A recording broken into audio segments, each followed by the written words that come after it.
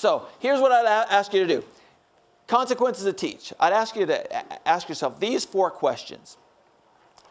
When you're doing a consequence for a child and you're designing something, ask yourself, does it work over time? Or are you like the parent that says, man, I've had to tell you 1,000 times. Do I have to tell you again? Do I have to beat your butt for this to get through? Ladies and gentlemen, I'm telling you, if a parent says, or if a teacher says, I've told him 1,000 times, then you know something's broken and it ain't with the child. If the intervention's broken, it does not work over time. Now, number 2, is the intervention, does it maintain by internal or external control? Are they going to continue to behave correctly because they want to inside, or because they're worried about getting caught? That's internal or external.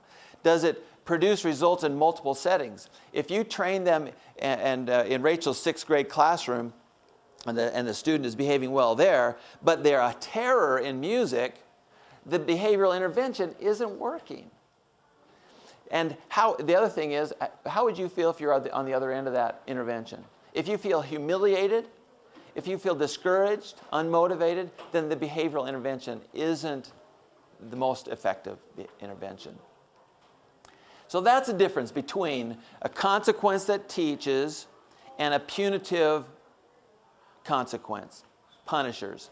Consequences that teach are proactive. We think through all the different behavioral situations that our students might do and go through. And then we plan proactively of what we're going to do when that behavior occurs. We probably have hundreds of decades of experience in this classroom.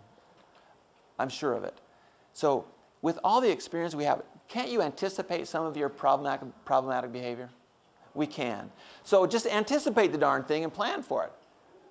They're pre-planned, understood by all, logically related to your school expectations.